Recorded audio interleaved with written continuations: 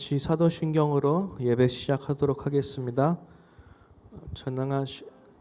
전능하사 천지를 만드신 하나님 아버지를 내가 믿사오며 그 외아들 우리 주 예수 그리스도를 믿사오니 이는 성령으로 잉태하사 동정녀 마리아에게 나시고 본디오 빌라도에게 고난을 받으사 십자가에 못 박혀 죽으시고 장사한 지 사흘 만에 죽은 자 가운데서 다시 살아나시며 하늘에 오르사 전능하신 하나님 우편에 앉아 계시다가 저리로서 산자와 죽은 자를 심판하러 오시리라. 성령을 믿사오며 거룩한 공예와 성도가 서로 교통하는 것과 죄를 사하여 주시는 것과 몸이 다시 사는 것과 영원히 을 믿사옵나이다. 아멘. 우리 다 같이 새 찬송가 552장에 있는 아침 해가 돋을 때 찬양하고 말씀 듣도록 하겠습니다.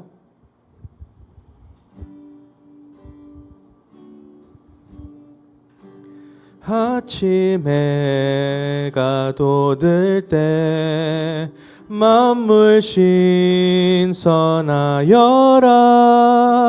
나도 세상 지낼 때에 햇빛 되게 하소서. 주여 나를 도우사 세월 허성 않고서 어두운 세상 지낼 때 햇빛 되게 하소서. 새로운 광음을 보람 있게 보내고 주의 일을 행할 때에 햇빛 되게 하소서. 주여 나를 도우사 세월 허성 않고서 어두운 세상 지날 때 햇빛 되게 하소서. 한번 가면 안 오는 빠른 광음 지날 때 귀한 시간 바쳐서 햇빛 되게 하소서. 주여 나를 도우사 세월 허성 않고서 어두운 세상 지낼 때 햇빛 되게 하소서. 밤낮 주를 위하여 봄과 밤을 드리고 주의 사랑 나타내 햇빛 되게 하소서. 주여 나를 도우사 세월호 성 않고서 어두운 세상 지낼 때 햇빛 되게 하소서. 아멘.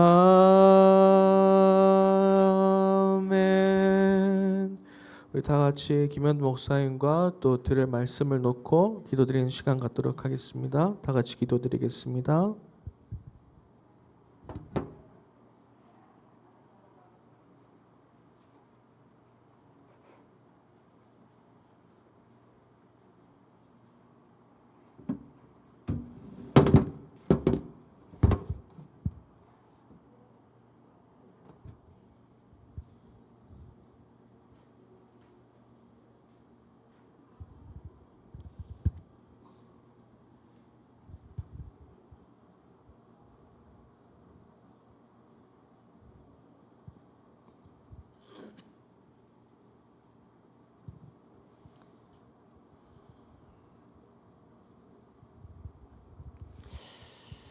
감사드리며 우리 주 예수 그리스도 이름으로 기도합니다.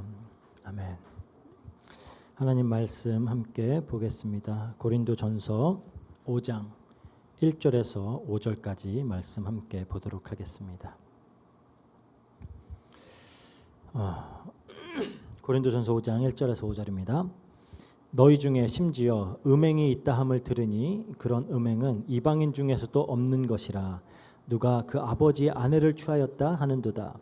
그리하고도 너희가 오히려 교만하여져서 어찌하여 통한이 여기지 아니하고 그 일 행한 자를 너희 중에 쫓아내지 아니하였느냐. 내가 실로 몸으로는 떠나 있으나 영으로는 함께 있어서 거기 있는 것 같이 이러한 일 행한 자를 이미 판단하였노라. 주 예수의 이름으로 너희가 내 영과 함께 모여서 우리 주 예수의 능력으로 이런 자를 사탄에게 내어주었으니 이는 육신은 멸하고 영은 주 예수의 날에 구원을 받게 하려 함이라. 아멘. 우리는 지난주 말씀을 통해서 이제 하나님 나라는 말에 있지 않고 능력에 있다라는 이제 바울의 가르침을 함께 살펴봤습니다. 그리고 이제 그 능력에 근거해서 이 고린도 교회를 심판할 것이다. 그렇게 말을 했죠. 이제 4장 21절에 너희가 무엇을 원하느냐 내가 매를 가지고 너희에게 나아가랴 사랑과 온유한 마음으로 나아가랴. 이렇게 얘기를 했어요. 이게 그냥 단순히 어떤 수사학적인 그런 질문이 아니고요. 진짜 고린도 교회를 향한 바울의 아주 실제적인 그런 경고입니다. 그리고 오늘 이제 우리가 읽은 이 본문은 그 경고가 말뿐이 아니었다라는 걸 이제 보여주는 거예요. 그래서 바울이 실제로 이제 매를 가지고 갈까 했는데 지금 매를 드는 모습을 이제 보여주고 있는 그런 장면입니다. 그래서 지금 죄를 지적하고 그 죄에 대한 이제 구체적인 심판이 지금 선언되어지는 이 모습을 우리가 이제 보고 있는 거예요. 본문을 통해서. 이 본문은 이제 요즘 사람들이 읽으면은 좀 굉장히 불편해할 만한 그런 내용일 수 있습니다. 지금 우리가 살아가고 있는 이 시대에 어떤 가장 어떻게 보면 강력한 그런 가치, 어떤 문화적인 코드라고 할까요? 그거는 관용이에요. 관용. 그러니까 누군가의 어떤 행동이나 누군가의 선택을 비판하거나 그게 잘못되었다라고 말하는 건 요즘은 이제 그거를 보고 혐오라고 하고요. 또 차별이라고 하죠. 그래서 모든 것을 포용하지 못하는 사람은 미성숙한 사람, 더 나아가서 몰상식한 사람이 되고요.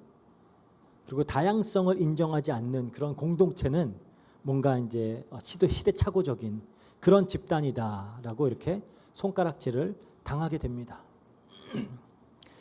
그래서 그런지 이제 안타깝게도 오늘날의 많은 교회들이 이제 이러한 시대적인 압박에 타협하고 좀 굴복하면서 죄라고 부르는 것을 점점 꺼려하고 또 불편해하는 그런 모습들을 우리가 많이 볼 수 있어요.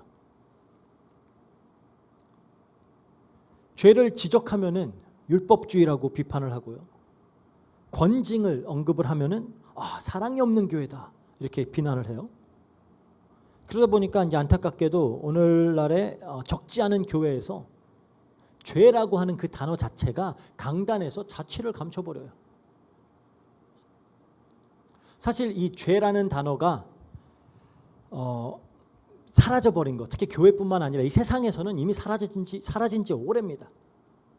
굉장히 흥미로운 사실이 있어요. 인간을 연구하는, 인간과 인간의 사회를 연구하는 학문들이 있잖아요. 인류학이라든지 심리학이라든지 뭐 사회학, 정치학 이런 학문들에서 죄라는 단어 보신 적 있나요? 아예 오래전부터 아예 죄라는 개념 자체가 사라져 버렸어요. 그러니까 이제 심리학에서는 인간의 문제를 뭐 트라우마나 어떤 환경적 요인으로만 설명을 하죠. 사회학에서는 그 인간의 문제를 구조적인 불평등 뭐 그런 결과로만 분석을 합니다. 뭐 정치학에서는 항상 이념과 어떤 권력의 문제로 뭐 다 모든 걸 환원시켜 버리죠.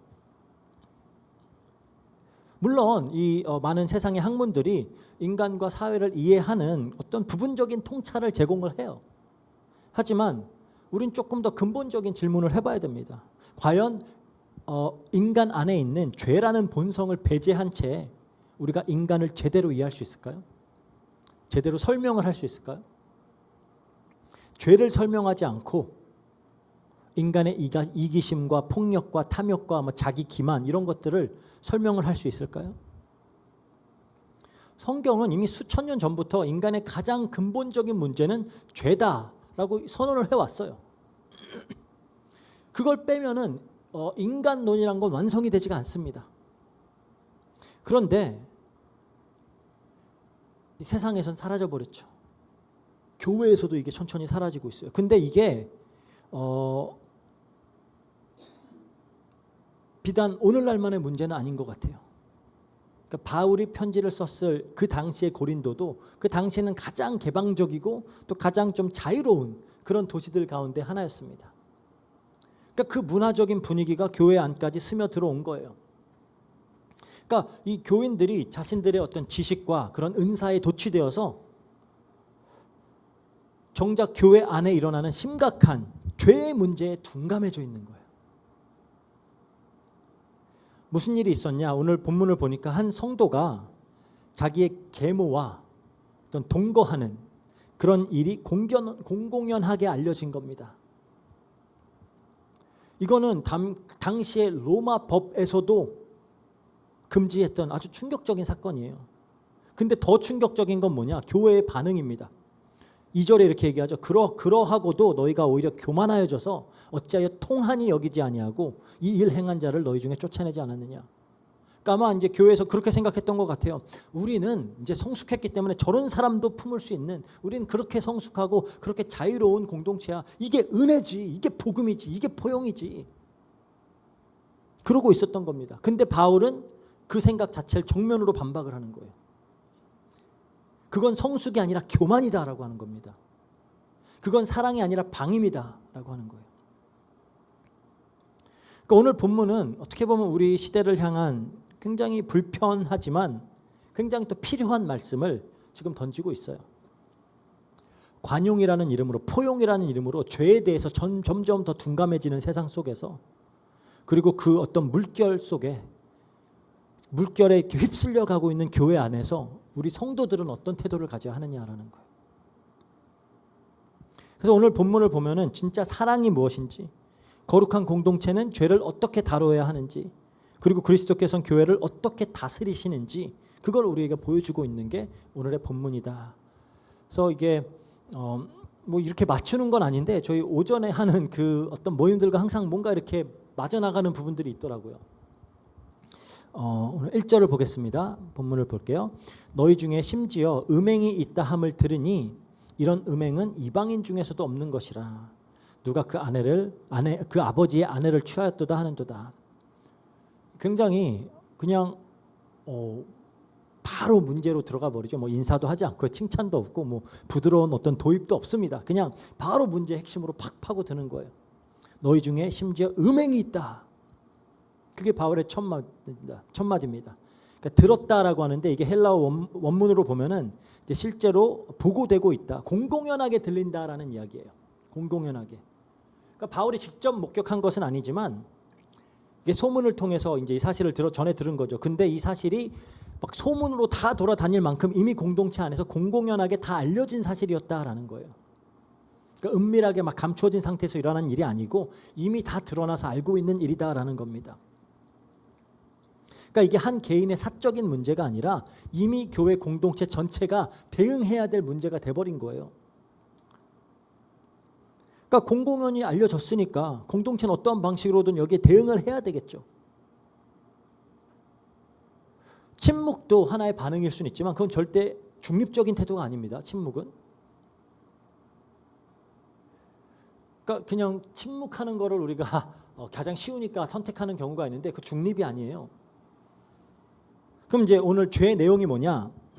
아버지의 아내를 취하였다라는 거죠. 그러니까 생모가 아니라 계모와 동거하면서 이게 이제 원어로 보면 부부 관계를 맺고 있는 그런 어떤 관계 속에 있다라는 거예요.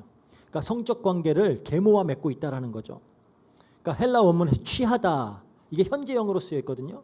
이게 중요한 겁니다. 그러니까 이례적인 실수가 아니었던 거예요. 지나간 과거의 사건이 아니라 지금도 지속되어지고 있는 그런 관계라는 겁니다. 그러니까 이건 충동적인 범죄가 아니라 이미 교회 공동체가 알고 있음에도 불구하고 아무런 제지도 받지 않고 계속 유지되고 있던 관계라는 거예요. 그러니까 이게 바울이 이게 굉장히 심각하니까 이런 음행은 이방인들 중에도 없는 것이다. 그렇게 표현할 정도로. 당시 고린도는 굉장히 성적으로 문란하기로 악명이 높은 교회였어요. 그러니까 고린도인처럼 산다라는 그 표현이 있을 정도로. 그 표현이 뭐냐? 방탕하고 음란한 삶을 산다. 이게 약간 하나의 관용어예요. 그런 표현이 있을 정도로. 그러니까 지금도 뭐 그런 뭐 영어 단어에 뭐 소돔이, 그 소돔이라는 단어가 어떤 성적인 문란한 그런 것들을 가르치는 단어가 됐듯이 그 당시엔 고린도라는 단어가 그랬어요. 그러니까 그런 고린도 같은 도시에서도 용납되지 않았던 일이 지금 교회 안에서 일어났다라는 겁니다. 실제로 당시 로마법에서 이걸 딱 명시적으로 금지를 하고 있었어요. 그러니까 세상 기준으로도 세상의 법으로도 용납되지 않던 일이 하나님의 교회 안에 버젓이 지금 일어나고 있는 겁니다. 그러니까 바울이 경악을 하죠. 그리고 사실 성경은 이 범죄를 일관되게 다룹니다. 특히 이제 성적인 문란함, 이거는 우리가 이제 6장에 가면 더 깊이 있게 다룰 텐데요. 레위기서 18장 8절에 그래요. 너는 내 아버지의 아내의 하체를 범하지 말라. 이는 내 아버지의 하체니라 그래요. 하나님은 이스라엘 백성이 가나안 땅에 들어가기 전에 이 이방 민족의 풍습을 따르지 말고 거룩하라고 이제 거룩함을 유지하라고 이렇게 명령을 하셨죠. 그래서 21장 20장 11절을 레위기 20장 11절 보면 이거는 사형에 해당하는 죄예요. 사형에 해당하는 죄. 근데 이제 이거는 그러니까 하나님이 이스라엘 백성, 이 언약 백성으로서의 이스라엘은 거룩한 정체성을 지켜야 된다라는 거예요. 그 거룩한 정체성을 지켜내기 위해 하나님께서 주신 명령입니다. 그래서 신명기도 보면 반복적으로 등장하는 표현이 있는데요. 너희 악을 내 중에서 제하라 그래요. 뭐 신명기 17장 7절, 19장 19절, 22장 21절 막 계속 나옵니다. 그러니까 언약 공동체 안에서 악이 묵인될 때 그 죄는 그 죄를 지은 그 사람 안에만 머무는 게 아니에요. 반드시 공동체로 점점 퍼져나갑니다. 이스라엘 역사가 그걸 증명하고요. 그렇죠? 그러니까 아간 한 사람이 범죄해서 이스라엘 전체가 패배하게 됐죠. 여호수아서 7장 보면은. 그리고 소수의 우상 숭배 때문에 온 백성이 하나님의 심판 아래 놓이게 되고요. 그러니까 이 죄의 전염성, 이거를 하나님께서 보시고 악을 제해라, 악을 제하라 계속 반복을 하시는 이유입니다.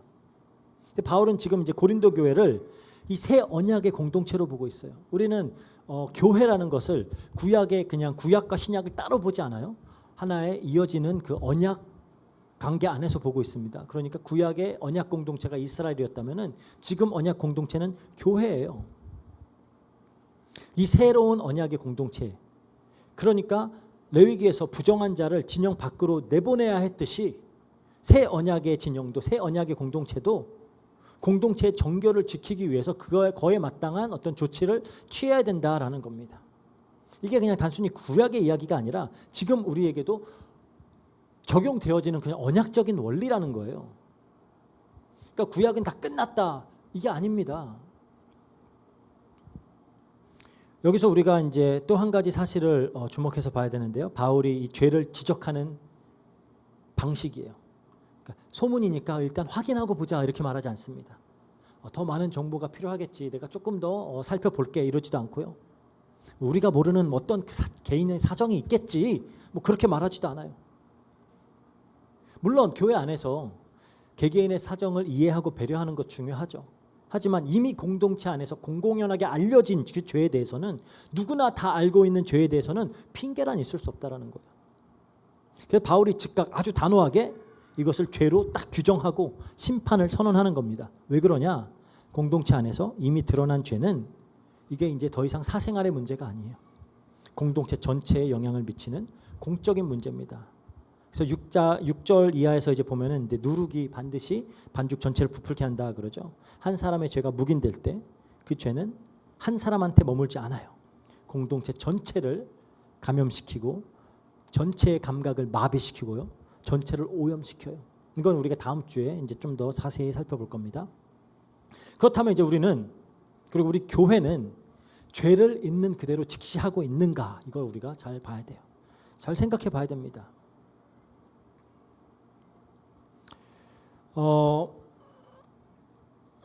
만약에 우리 가운데 누군가가 자기도 모르는 사이에 암이 걸렸어요. 근데 나는 알아요.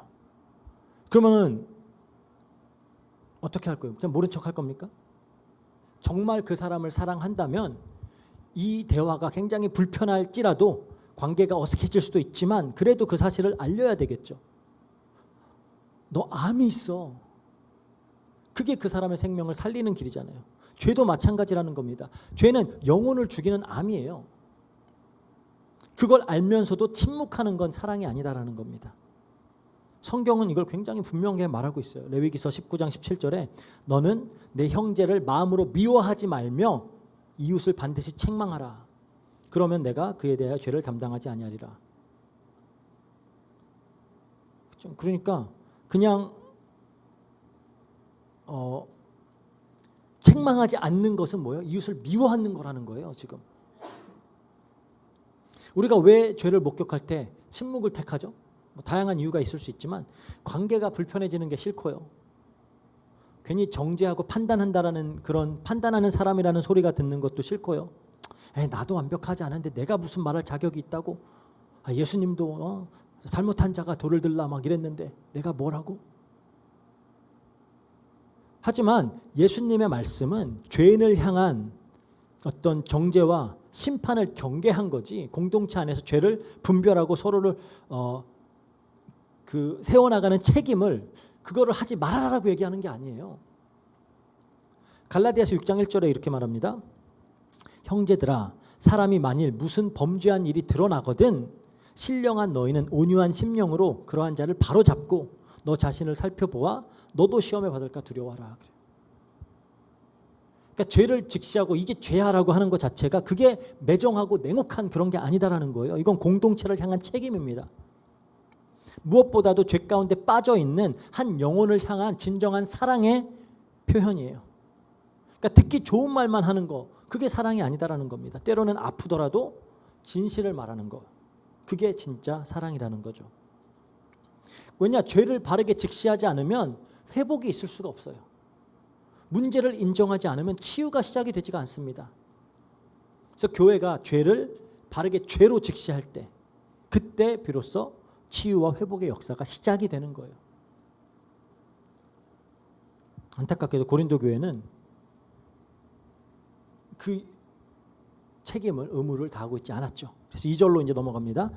그리하고도 너희가 오히려 교만하여져서 어찌하여 통한이 여기지 아니하고 그 일 행한 자를 너희 중에 쫓아내지 아니하였느냐. 그러니까 여기서 우리가 주목해 봐야 되는 게 있는데요. 바울이 지금 죄를 범한 당사자보다 먼저 교회를 질책하고 있어요. 그렇죠? 범죄자를 지적하기 전에 먼저 그걸 묵인하고 방치한 그 공동체를 내 죄를 고발하고 있는 겁니다. 그러니까 바울이 보기에 이 상황에서 고린도 교회는 고린도 교회의 죄가 그냥 범죄 그거 자체뿐만 아니라 그걸 보고도 교만해져서 교만해진 교회의 반응을 보고 죄다 그랬어요. 그러니까 바울이 보기에 이 상황에서 고린도 교회가 저지른 죄는 두 개죠. 하나는 범죄 자체죠. 그 사람이 이제 범한 범죄. 다른 하나는 그걸 보면서도 교만해진 교회의 반응이다라는 겁니다. 지난주에 우리가 이제 살펴봤듯이 교만해졌다라는 단어로 번역된 게 부풀어 오르다라는 뜻이죠. 바울은 이 단어를 굉장히 여러 번 이제 고린도전서에서 사용을 하는데, 바울은 고린도 교회 문제의 뿌리를 항상 교만에서 찾아요. 교만. 그럼 뭘로 이들이 교만하죠? 뭘로 부풀어져 있느냐? 아마도 나름 자신들이 가지고 있던 복음에 대한 지식, 그리고 자신들에게서 넘쳐났던 그런 은사, 이런 것들 때문에 나름 자부심으로 어떤 교만으로 부풀어 올라 있던 거예요. 그래서 그 교만들로 인해서 교만을 가지고 있었기 때문에 우리는 이 죄인도 품을 수 있을 만큼 성숙해. 우리는 이 공동체는 이런 죄인마저도 품는 그런 공동체야. 왜? 우리 다 은혜로 구원받았잖아. 이제 율법은 더 이상 우리에게 효력이 없어. 그런 생각을 가졌다라는 겁니다. 하지만 바울은 다시 한번 말하지만 이건 교만이다. 성숙이 아니라 교만이다. 은혜가 아니라 방임이다. 지금 이렇게 선언을 하고 있는 거예요. 왜 그러죠? 어떻게 반응했냐 보니까 어찌하여 통한이 여기지 않았다 그래요. 통한이 여기진 거, 애통한다라는 거죠. 헬라어로는 이게 펜테오라고 하는 단어인데 그냥 조금 슬퍼하는 정도가 아니라 어떤 가까운 가족의 죽음 앞에서 통곡하는 그런 어떤 아주 강렬한 그런 애통함을 의미하는 단어인데요. 교회 안에 이런 죄가 있다라는 사실이 마치 장례식장에서 우리가 막 이렇게 통곡하듯이 그렇게 온 공동체가 가슴을 치면서 통곡해야 될 일이라는 거예요. 그리고 우리가 이제 애통해야 하다, 통한이 여기다고 하면은 이제 예수님의 산상수훈이 떠오르죠. 마태복음 5장 4절에 애통해야 하는 자는 복이 있나니, 애통하는 자는 복이 있나니 그들이 위로를 받을 것이며 그래요. 그러니까 많은 사람들이 그냥 이 말씀을 그냥 어떤 우리 삶의 어떤 고난이나 슬픔을 겪는 그런 자들에 대한 위로 정도로만 이해를 해요. 물론 그런 차원도 있습니다. 하지만 이 애통이라는 것은 1차적으로 자기 자신과 자기 자신의 죄와 또 공동체의 죄 앞에서 통곡하는 거예요. 정말 안타까워하면서 통곡하는 겁니다. 이사야가 하나님의 거룩함 앞에 섰을 때 화로다 나는 망하게 되었도다 그랬잖아요. 그랬던 것처럼 이 죄의 실상을 바라볼 때 터져 나오는 그런 안타까움과 그걸 보고 애통하는 것이다 라고 하는 겁니다. 예수님은 그런 자들이 복이 있다 그랬어요. 왜 그러냐?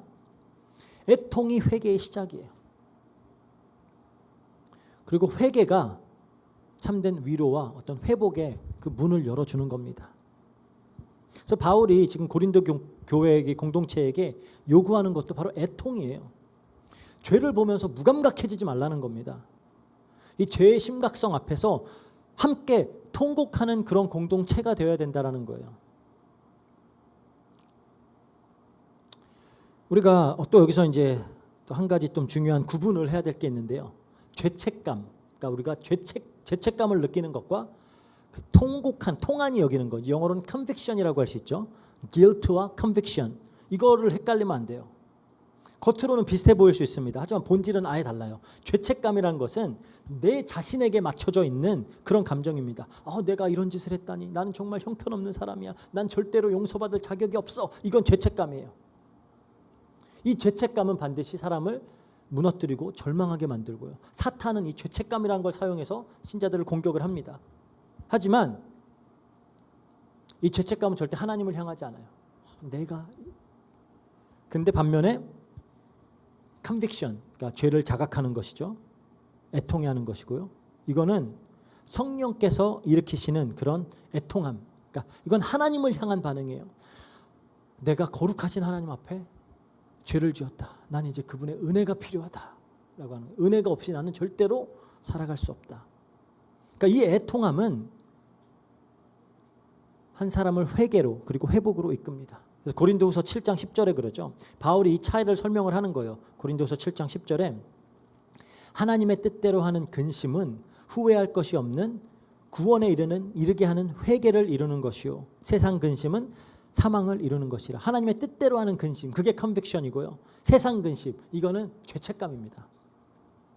그러니까 바울은 지금 이 고린도 교회에게 이 애통함을 지금 요구하고 있는 거예요.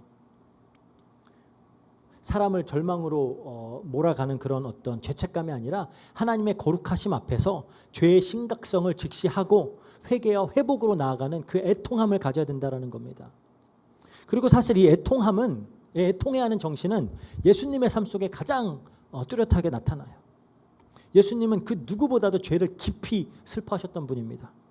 물론 자기 자신의 죄가 아니죠. 타인의 죄죠. 예수님은 죄가 없기 때문에. 하지만 예수님이 죄로 이제 죽은 나사로 앞에서, 그렇죠? 그리고 그 나사로와 그를 둘러싼 그 인간들의 슬픔 앞에서 예수님이 눈물을 흘리셨어요. 예루살렘을 바라보시면서 그 어떤 도성의 불순종과 그 완악함, 이걸 보시고 예수님도 우셨죠. 그러니까 죄가 인간에게 가져온 그 비극과, 그러니까 죽음과 그 슬픔과 고통의 그 실상 앞에서 예수님이 깊이 애통하셨습니다. 그런데 그 애통함이 있으셨기 때문에 예수님은 죄인을 외면하지 않으셨어요. 그 죄를 묵인하지 않았습니다. 그러니까 예수님이 그 간음하여서 잡혀온 그 여인들에게 그랬죠. 나도 너를 정죄하지 않는다. 사람들 여기까지만 얘기를 해요. 예수님도 정죄하지 않는데.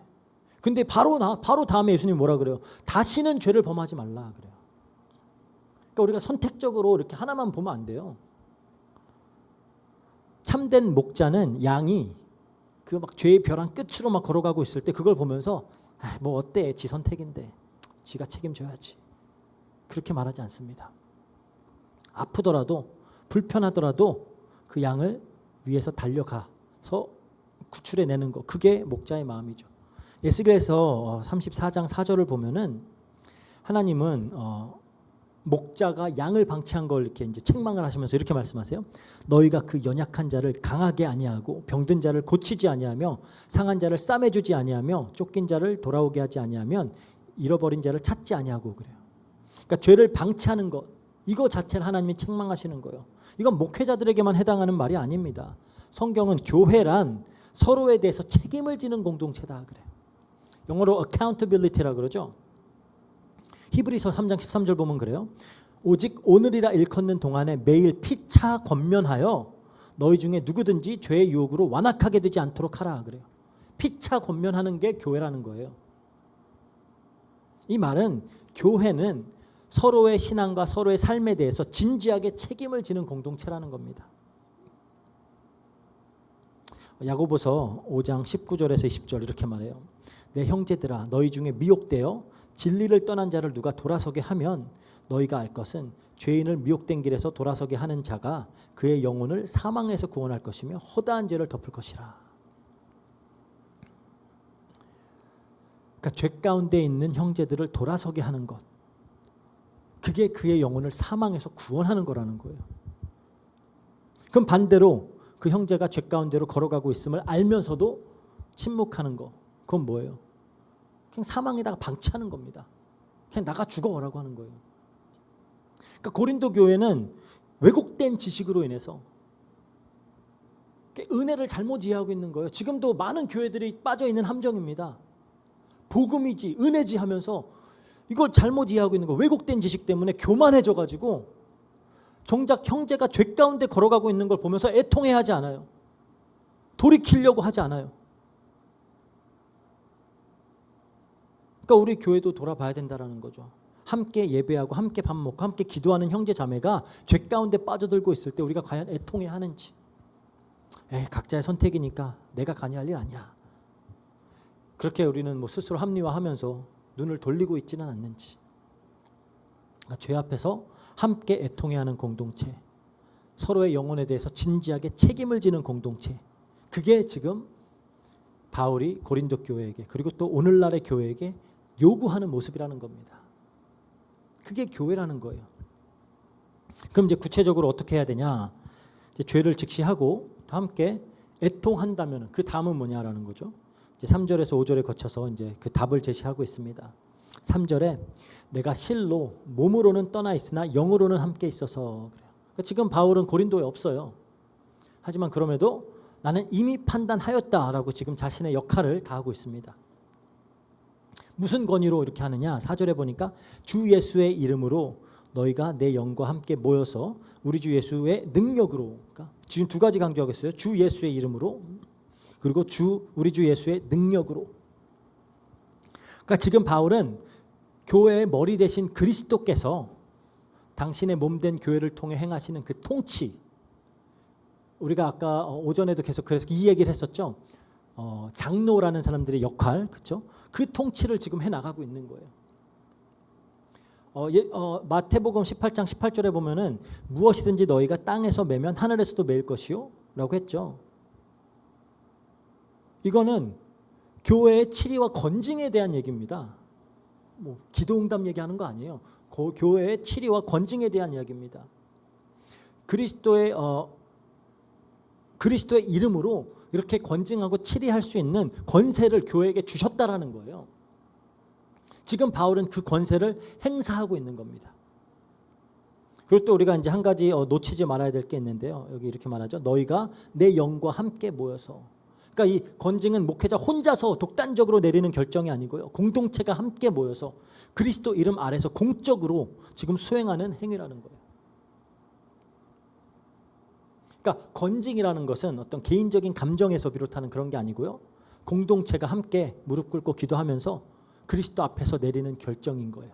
그렇게 해야 된다라는 거죠. 근데 바울의 판결이 뭐냐? 이런 자를 사탄에게 내어주었으니. 이게 무슨 말일까요? 이게 어떻게 보면 오늘 본문에서 가장 오해하기 쉬운 표현인데요. 그리고 이걸 바르게 이해하지 못하면 우리가 건징 자체를 오해할 수가 있어요. 먼저 이게 의미하지 않는 건 뭐냐? 그 사람의 영혼을 완전히 포기했다라는 거 아닙니다. 그를 지옥으로 보낸다라고 선고하는 거 더더욱 아니에요. 하나님의 손으로 하나님의 손아귀에서 빼앗아서 사탄에게 넘겨준다? 우리가 할 수 있는 일이 아닙니다. 예수님이 뭐라 그랬어요? 내 손에서 뺏을 자가 없다 그랬잖아요. 그럼 무슨 의미냐? 이제 전통적으로 이거를 출교를 말하는 겁니다. 출교. 그러니까 언약 공동체에서의 제명. 그러니까 신학적으로 보면은 교회는 그리스도의 통치가 임해 있는 곳이죠. 그리고 교회 밖은 뭐예요? 그러면은 세상은 사탄이 지배하는 영역입니다. 그래서 성경은 에베소서 2장 2절, 요한일서 5장 19절인데 보면은 사탄이 뭐예요? 세상의 임금이다, 세상의 왕이, 세상의 신이다 막 이러잖아요. 그러니까 출교는 그리스도의 통치의 영역 밖으로 내보내는 거예요. 그러니까 세상으로 돌려보내는 겁니다. 마치 레위기에서 부정한 자들을 진영 밖으로 내보냈던 것처럼 이 새 언약의 공동체인 교회에서 내보내는 거예요. 이 비슷한 게 이제 디모데전서 1장 20절 보면은 이제 바울이 똑같은 표현이 나와요. 바울이 이제 후메네오와 알렉산더에 대해서 똑같은 표현을 사용하면서 이렇게 얘기합니다. 그들을 사탄에게 내어 주었으니 이는 그들로 훈계를 받아 신성을 모독하지 못하게 하려 함이라. 근데 보니까 뭐래요? 사탄에게 내어준 목적이 뭐예요? 파멸이 아니라 훈계를 받아 합니다. 훈계를 받아. 회복시키기 위해서 교회에서 잠깐 제명시킨다라는 거예요. 근데 왜 굳이 사탄에게 내어준다라는 표현을 사용을 하느냐? 출교라는 게 얼마나 엄중한 것인지를 지금 보여주기 위한 겁니다. 사실 뭐 요즘은 이제 교회들 많다 보니까 뭐 나 하나 충격 받으면 딴 데 가면 되지 뭐 이렇게 생각할 수 있는데 그거는 교회라는 공동체를 너무 가볍게 생각하는 거예요. 이 교회의 교제에서 끊어진다라는 것은 그리스도의 보호와 임재가 임해 있는 가능한 그 공간을 벗어나서 사탄이 다스리고 사탄이 활보하는 그 세상 속으로 던져지는 겁니다. 그러니까 정말로 하나님의 영이 있는 자들은 가지고 있는 자들은 거기서 외롭고 또 어떤 고통과 결핍을 느끼게 돼요. 그 안에서 죄가 얼마나 심각한 것인지를 뼈저리게 깨닫게 됩니다. 마치 욥기에 보면은 사탄이 이제 욥을 시험하도록 허용하셨잖아요. 하지만 그 모든 과정은 욥을 파멸시키기 위한 것이 아니라 더 깊이 하나님을 알도록 하기 위한 것이었잖아요. 그러니까 여기서도 사탄이 어떻게 보면은 하나님의 구원을 이루는 도구로 지금 사용되어지는 거예요. 사탄의 영역으로 내어보내서 거기에서 정말 하나님으로부터 떠나 있다라는 것, 교회 공동체로부터 떠나 있다라는 것에 어떤 갈급함과 그런 것들을 느끼게 해서 돌아오도록 만들기 위한 겁니다. 그래서 이제 5절 후반부로 이렇게 이어지는 겁니다. 이는 육신은 멸하고 영은 주 예수의 날에 구원을 받게 하려 합니다.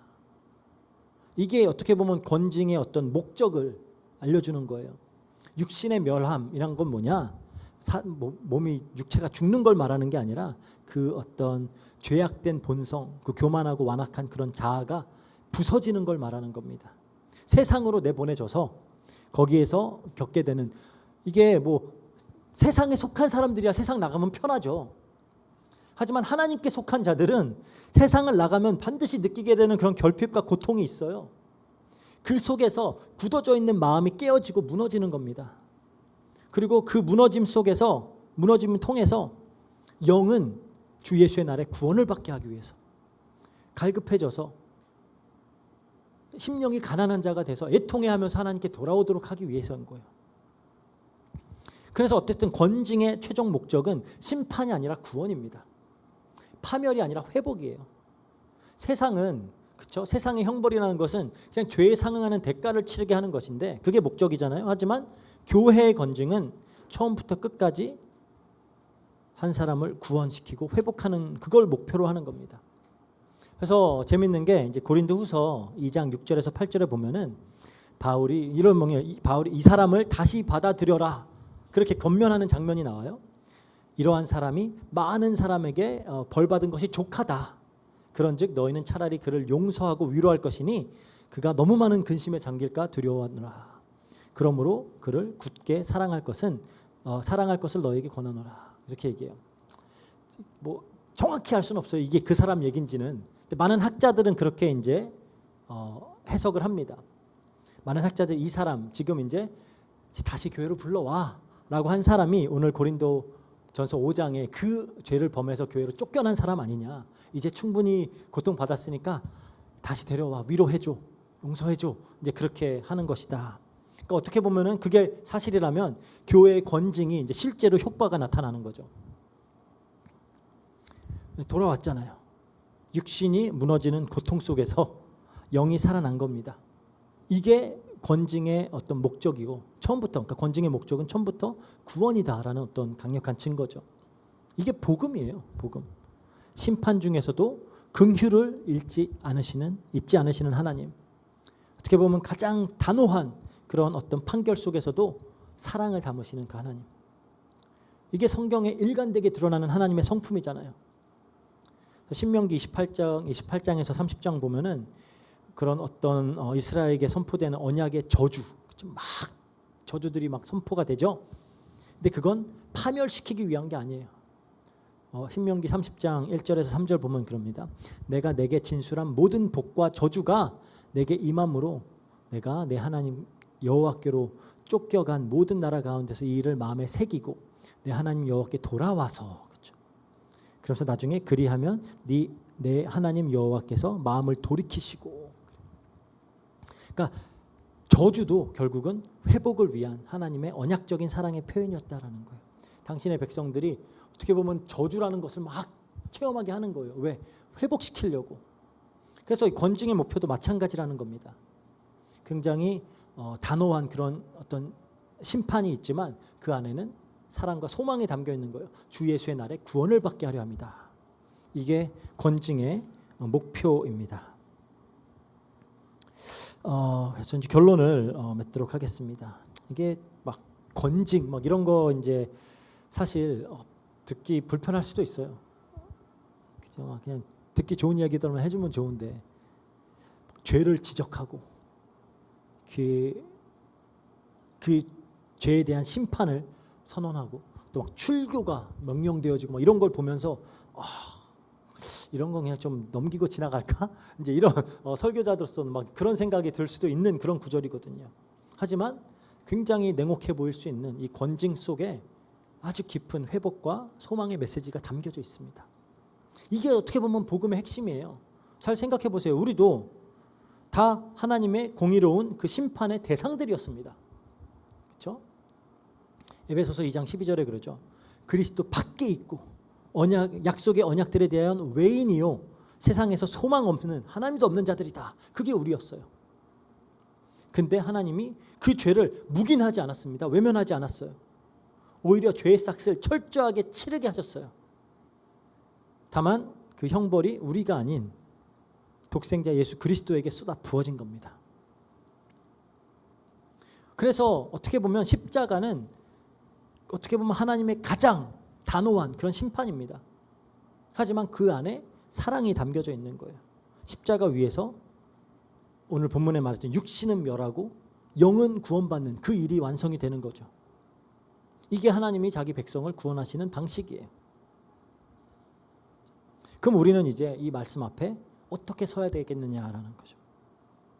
죄 가운데 빠져 있는 우리 형제 자매들을 어떻게 대해야 하겠는가? 그러니까 죄를 직시해야죠. 하지만 직시하되 정죄는 안 합니다. 애통해하되 절망하지 않아요. 단호하게 권징하되 절대로 포기하지 않습니다. 그 권징이라는 건 한 영혼을 버리는 것이 아니라 한 영혼을 살리기 위해서 끝까지 난 너를 포기하지 않아 라고 하는 게 권징이에요.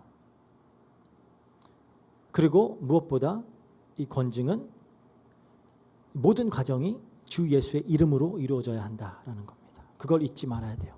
우리가 어떤 자기 의와 어떤 분노로 행해지는 권징은 사람을 죽이죠. 하지만 그리스도 이름으로 행해지는 권징은 사람을 살립니다. 히브리서 12장 11절에 그래요. 무릇 징계가 당시에는 즐거워 보이지 않고 슬퍼 보이나 후에 그로 말미암아 연단받은 자들은 의와 평강의 열매를 맺느니라. 그래서 정말 그리스도의 십자가 사랑으로 형제와 자매의 죄 앞에서 함께 애통해 하고 분별력과 바른 온유함으로 죄를 직면하고 또 끝까지 회복을 소망하면서 사랑으로 권징할 수 있는 또 우린 그런 우리 로고스 교회 될 수 있기를 간절히 또 소망하면서 축복합니다. 기도하고 마치겠습니다.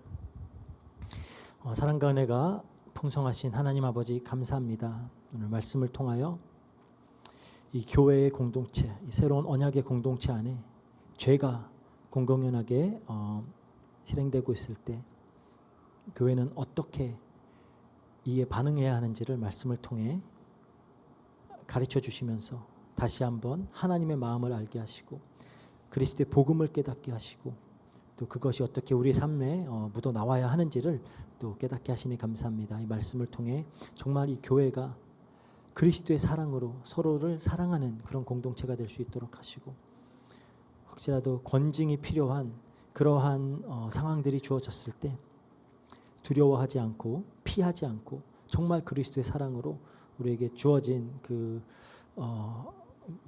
축복을 사랑으로 행사하면서 교회가 함께 세워지고 또 든든하게 서는 그런 교회 될 수 있도록 주님께서 역사해 주세요. 감사드리며 모든 것 우리 주 예수 그리스도 이름으로 기도합니다. 아멘. 네, 광고 있습니다.